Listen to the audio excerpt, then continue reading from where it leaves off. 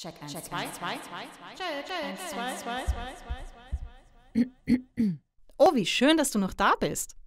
Ich muss schnell reden, weil es ist so viel passiert. Also pass gut auf. Ich warte noch in der Postabholstation in Graz, aber ich höre immer weniger Schritte. Anscheinend kommen zu dieser Uhrzeit wenige Leute ihre Pakete abholen. Zurück zu meiner Reise. Ich habe also 2 Stationen hinter mir. Ich habe als Packerl in der Filiale der Zukunft meine Mission bekommen, Vater und Tochter wieder zusammenzubringen und wurde dann mit der Lkw-Fahrerin Roberta hierher gebracht.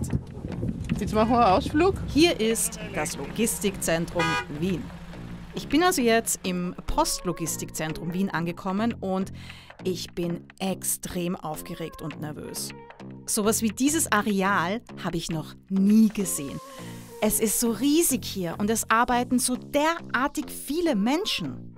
Also hier es ist ein Job, wo wirklich jede Sekunde oder jede Minute zählt, ja. 2 Minuten Stillstand, 300 Pakete Minimum, 3000, ja, je nachdem. Halt, stopp, 3000 Pakete? Also das ist die Sandra, die Chefin, eine Gruppenleiterin vom Paketzentrum.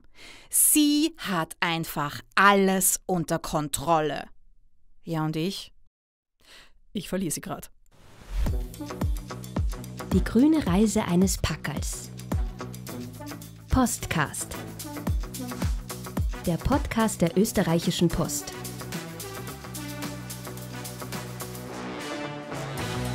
Was passiert eigentlich alles mit unseren Paketen, bevor wir sie entgegennehmen? Mit diesem Podcast wollen wir der Sache auf den Grund gehen und jemanden fragen, der sich damit am besten auskennt. Ein Packerl.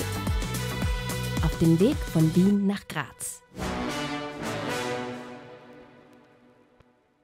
Hier noch ein Hinweis.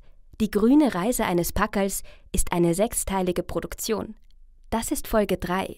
Wenn du die ersten 2 noch nicht gehört hast, fang am besten dort an. Willkommen im Postlogistikzentrum Wien. Im Logistikzentrum Wien gibt es 2 große Zentren, das Brieflogistikzentrum und das Paketlogistikzentrum. Die sind noch nicht weit voneinander entfernt, aber sie schauen sehr unterschiedlich aus. Roberta, unsere Lkw-Fahrerin, fährt als erstes ins Briefzentrum, um die Boxen mit allen Briefen abzugeben. Und ich kann dir sagen, ich bin nicht die Einzige, die hier nervös ist. Ja, Mädels, dann haut doch rein, gell? Ich freue mich. Oh weh, jetzt bin ich aber aufgeregt. Die Spannung steigt. O-Briefe sind prinzipiell eher nervöse Wesen. In der Filiale der Zukunft habe ich viel Zeit mit ihnen verbracht. Die haben Angst, nicht mehr gebraucht zu werden. Du weißt schon, Social Media und so. Das ist so ein bisschen eine Konkurrenz für die schönen Briefe. Du stellst dir bei Briefen vielleicht Liebesbriefe vor, Freundschaftsbriefe. Vielen Dank. Liebe Mama. Briefe, die eine Tochter ihrer Mama schreibt, während sie vielleicht zum ersten Mal im Sommer weg von zu Hause ist. Ich bin zur Station gegangen und sie haben mir Pflaster gegeben. Ja, aber die meisten Briefe sind nicht private, romantische Briefe. Die meisten sind Rechnungen, Mitteilungen von Ministerien, Unternehmen und so weiter und so fort. Der private Postanteil ist in den letzten 5 bis 10 Jahren, eher in den Promillebereich gesunken. Aber immerhin, 2021 transportierte die Post insgesamt immer noch 615 Millionen Briefe.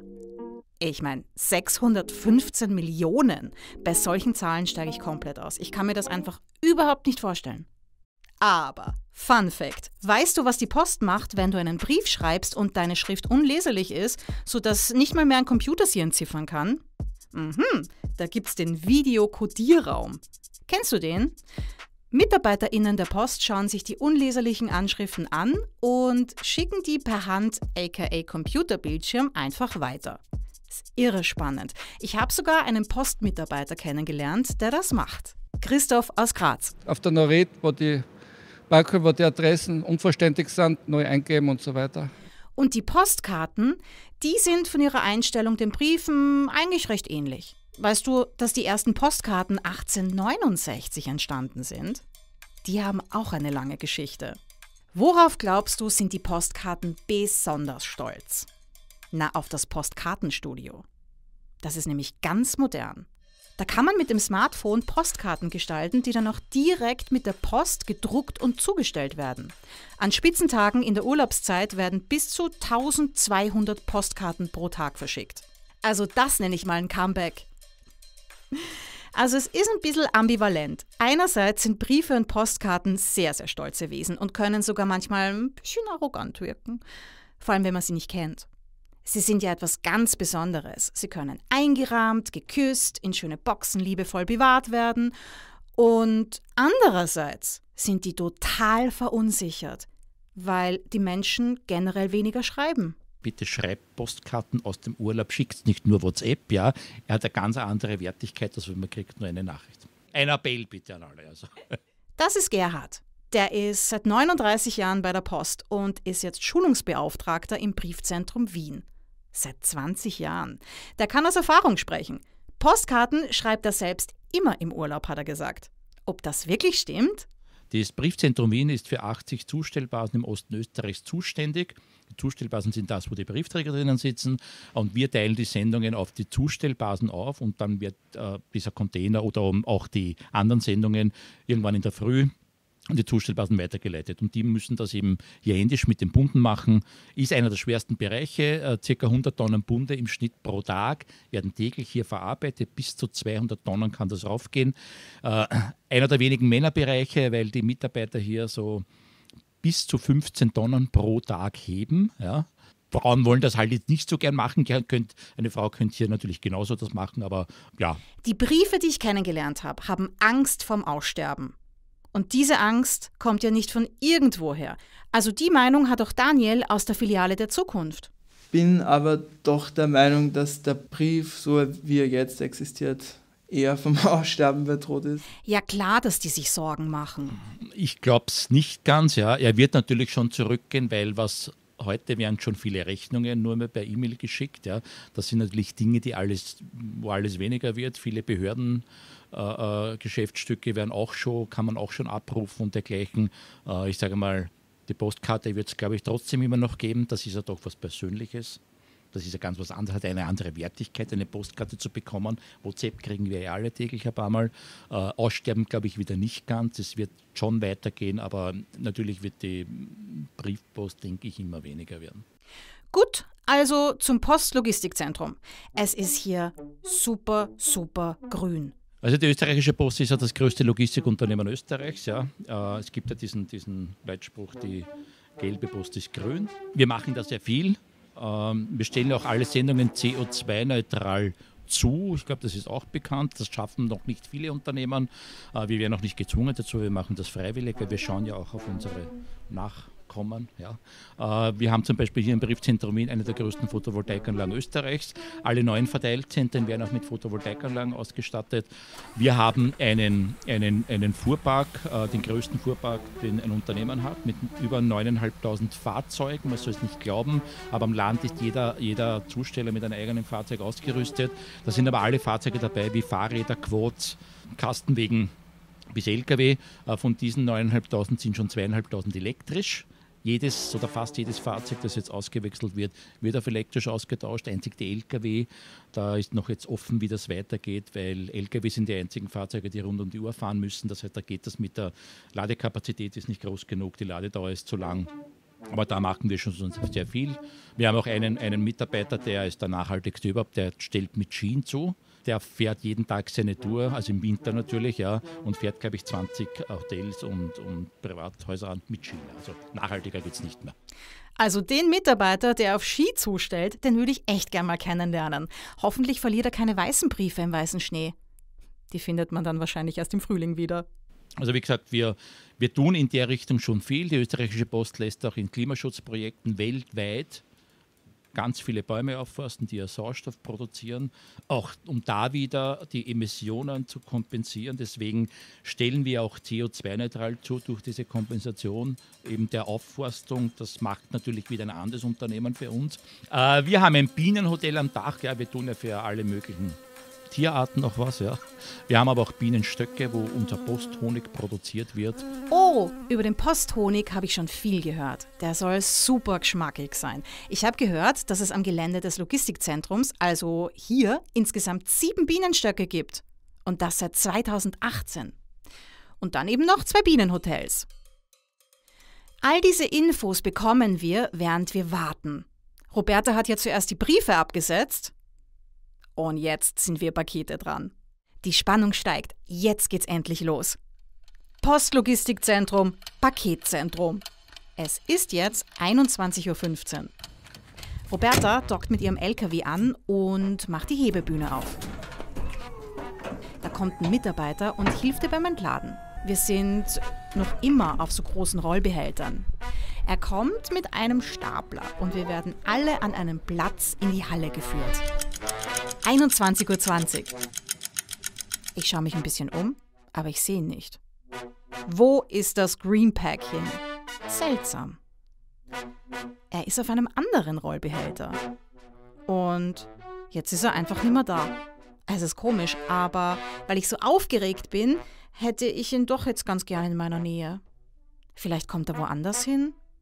Aber er sagte doch, dass er auch nach Graz gefahren wird. Jetzt kommt ein anderer Mitarbeiter der Post und bringt uns zur Eingangslinie. Bitte, was für eine Eingangslinie? Eingang wohin? Und das ist Sandra. Mein Alltag ist zu schauen, dass wir natürlich das Paket so schnell wie möglich über die Bahn in den WAP oder wo auch immer hin in die Zustellung bekommen, somit der Kunde am nächsten Tag sein Paket hat, so wie es sein sollte. In der Hochsaison natürlich, es ist immer, wenn die Maschine streikt, dann stehen wir und dann ist zu entscheiden, was mache ich. Ja. Fahre ich ein Notfallprogramm, warte ich, bis die Reparatur fertig ist, generell. Also es ist jeden Tag eine Herausforderung. Ja. Es kann immer was passieren, es passiert auch immer was. Es ist ein Hin- und Her-Schaukeln zwischen Paketen, Arbeitern, sodass die Schicht läuft oder dass der Betrieb läuft. Ja. Sie ist seit 2 Jahren bei der Post und ist jetzt Gruppenleiterin. Die managt sozusagen 50 MitarbeiterInnen. Sie sorgt dafür, dass alles läuft. Und sie hat als Verteilkraft angefangen und hat einige Positionen im Unternehmen besetzt, bis hin zur Teamkoordinatorin und jetzt eben Gruppenleiterin. Schon wieder so eine starke Frau. Krass. Also ich kann am Montag nicht sagen, wie der Dienstag wird, ja. Und es wird auch nicht der Montag so sein wie der vorige Montag, ja. Also es gibt hier keinen Tag, der was schon einmal so in dieser Form da gewesen ist, ja, oder retour kommt. Es ist wirklich jeden Tag eine Challenge, aber im positiven Sinne. Ja. Es wird nie fad, ne? Aber man kriegt auch keine Routine. Ich meine, schon in seinen Arbeitsabläufen hat man natürlich eine Routine, aber trotzdem musst du sie jeden Tag irgendwie ändern. Ja. Sandra ist eine, die ordentlich mit anpackt. Ich glaube, es liegt in meiner Natur. Ich bin eher generell ein bisschen so die Resolutere. Ich gehöre vielleicht auch zu der besonderen Art an Gruppenleitern. Ich gehe so genauso auf eine Linie und lege die Pakete auf, wenn Not am Mann ist. Wir sind uns nicht so schade, auch die Teamkoordinatoren. Also wir packen schon auch mit an. Ja. Wir sind jetzt nicht so die Chefs, was nur im Büro sitzen und am Computer die Excel-Liste oder Word-Listen bearbeiten. Nein, also wir arbeiten mit. Ja, ja, deshalb habe ich sie kennengelernt. Sie hat immer den Überblick. Sie ist in dieser riesigen Halle und weiß, was, wo, wie passiert. Das hört sich lächerlich an, aber es ist hier ein Minutenjob. Und von der ersten Minute, wenn das Paket bei uns ankommt, bis es rausgeht. Auch wenn der Lenker 5 Minuten zu spät abfährt, ist auch das ein Problem. Ja. Also hier alle Ketten müssen hier stimmen, ja, dass das Paket dann dort landet, wo es hin soll. Und da fordert es ein gutes Team. Also ein Gruppenleiter alleine wird es nicht richten können, ohne ein Team dahinter. Ja. Man kann zwar Anweisungen geben, aber wenn du das Team nicht danach hast, oder das Team nicht zu dir steht, dann wird es schwer, ja. Dann kämpfst du alleine. Und hier kannst du keinen Kampf alleine gewinnen, ja. Oh nein, wird jetzt auch was passieren? Ich will nicht, dass was passiert. Also ja, ich vertraue Sandra und ihren KollegInnen, aber ich will morgen in Graz heil ankommen und ich will meine Mission erfüllen. Ich will diesen Vater mit seiner Tochter zusammenbringen. Ich will stolz auf mich sein können. Und ich will diese große Sache durchziehen. Wenn die Maschinen laufen, wenn die Leute mit ihren Fahrzeugen, Ameise, Stapler, Fummer, die Pakete oder die Container durch die Gegend führen, ein Geräuschpegel sehr hoch.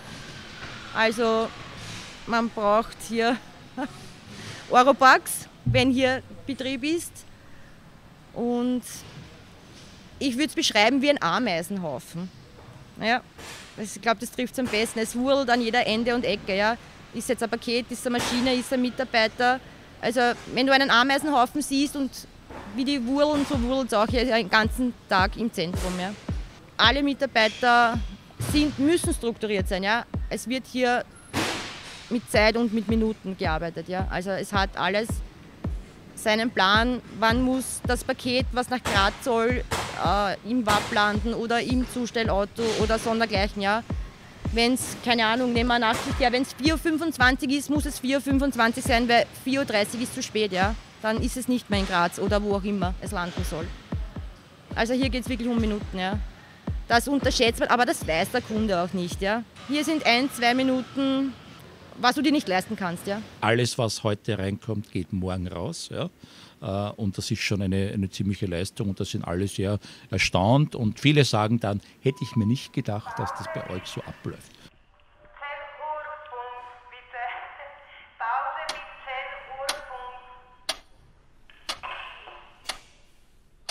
21:24 Uhr. Die Eingangslinie war nur 50 Meter entfernt. Jetzt stehen wir da. Da vorne steht ein anderer Mitarbeiter. Der legt die Pakete auf. Manchmal fehlen irgendwelche Infos auf den Paketen und er kann dann die Fehler beheben. Nach dem Auflegen auf die Eingangslinie startet für jedes Paket der Verteilprozess. Du musst dir vorstellen, jeden Tag werden hier 200.000 Pakete verarbeitet. Die kommen aber alle woanders hin, in unterschiedliche Bundesländer, manche sogar ins Ausland. Und wir müssen alle mal gescannt werden. Wir müssen durch diesen Tunnel. Den nennen die PostlerInnen Datentunnel. Es ist aber ein Gerüst, in dem sich oben ein Overhead-Scanner, unten eine Waage und dann noch eine Kamera befindet. Hier werden unsere Maße und unser Gewicht erfasst und dann wird ein Foto von uns gemacht und unsere Daten per Scan dokumentiert. Ja, warum? Damit wir getrackt werden können, damit wir zum richtigen Ort kommen und damit kein Fehler passieren kann. Der Datentunnel ist nur 1 Meter lang und 1,5 Meter hoch. Drinnen ist so ein rotes Licht. Ich fühle mich kurz wie in einer Disco. Es ist laut. Es ist sehr laut. Wie Sandra es vorhin gesagt hat. Aber statt Musik gibt's Maschinengeräusche. Statt einer Diskokugel ist es ein roter Strahl.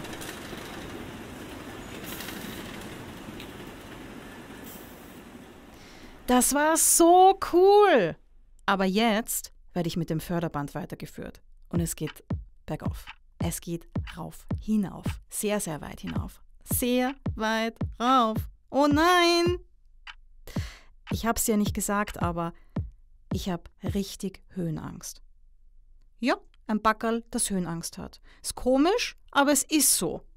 Ich spüre, wie mein Karton steifer wird, wie sich die Fasern zusammenziehen. Mir wird plötzlich ganz kalt, ich habe ganz viele Bilder im Kopf. Wie ein Film sehe ich einfach alles vor mir, durcheinander. Wie ich runterfalle, wie all meine Schätze in mir kaputt gehen, wie ich schrei, wie traurig der Mann sein wird, der die Erinnerungen seiner Vergangenheit verloren hat, dessen Mission ich zerstöre. Nein, ich darf nicht runterfallen. Ich darf einfach nicht runterfallen.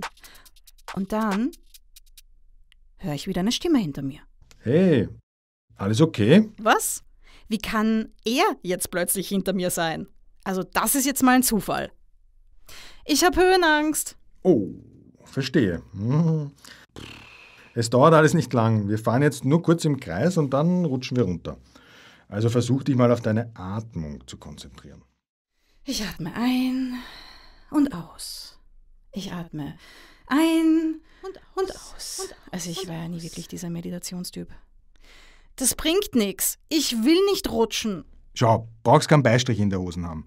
Ich werde einfach versuchen, dich abzulenken. Und dann machen wir das schon. Weißt du, dass die Post gerade ein neues Paketzentrum baut? Weil die Mengen an den Paketen, die sind in den letzten Jahren so explodiert und die Fläche hier ist schon viel zu klein. Das Paketzentrum Wien, das wurde ja schon 2005 gebaut und davor, was glaubst du, wo das davor war? Am Südbahnhof, den gibt es ja mittlerweile nicht mehr. Und das Postzentrum, also da wo die Briefe waren, war am Westbahnhof. Den gibt es noch, aber eben das Paketzentrum am Südbahnhof und den Südbahnhof, den gibt es nicht mehr. Ich habe ein nostalgisches Gefühl, wenn ich an unsere alten heiligen Hallen am Südbahnhof denke. Ja. Das waren schon eine ganz andere Geschichte. Wir sind ja hier ebenerdig, ist auch besser natürlich fürs Arbeiten. Dort hatten wir 6 Stockwerke mit 2 Lastenaufzügen, wo einer ständig kaputt war. Ja. Wie man gesagt, das Haus der 1000 Zimmer. Ja.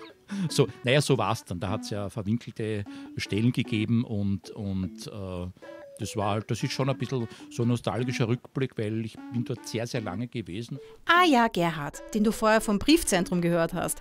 Der war davor am Südbahnhof tätig und zwar viele, viele Jahre. Muss auch schön gewesen sein. Aber 6 Stockwerke? Okay, aber es hilft ein bisschen, das Ablenken. Es ist jetzt 21:27 Uhr und ich schaue mir gerade diese riesige Halle von oben an.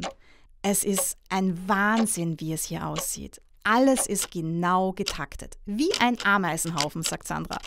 Und es sieht fast so aus wie ein großer Tanz. Alles choreografiert. Es ist richtig schön. Aber es ist so hoch. Und ich bin so weit oben. Ich will nicht runterfallen. Schau, ab jetzt ist alles automatisch. Wir werden zu unserem Wab gebracht, also zu dieser Wechselaufbaubrücke und das ist der Bauch des LKWs. Und jetzt kommt gleich die Rutsche und glaub mir, du wirst es lieben. Wir sind noch auf dem Förderband und jetzt sehe ich sie. Die Rutsche. Oh Mann, es geht steil bergab. Oh nein, nein, nein, nein, nein. Jetzt haben wir es gleich geschafft. Aber konzentrier dich bitte auf den Spaß. Denn das ist mein persönlicher Lieblingsmoment an der ganzen Verteilung. Ich packe also meinen Mut zusammen und versuche nicht zu schreien. Es geht bergab.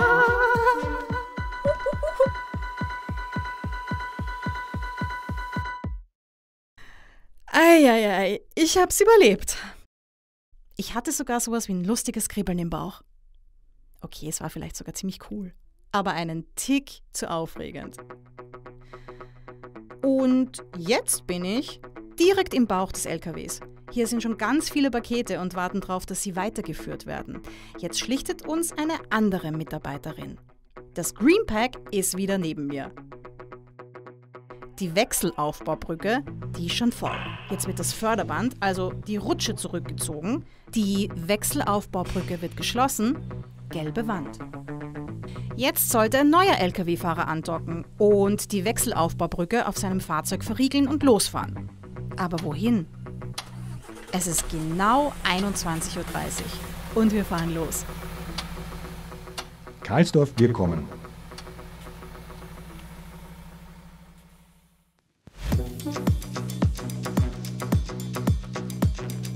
Die grüne Reise eines Packers. Postcast.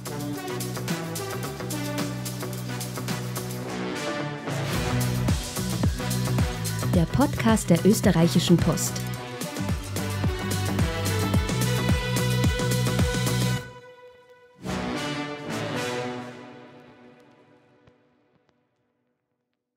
Dieser Podcast wurde produziert von Oh, wow.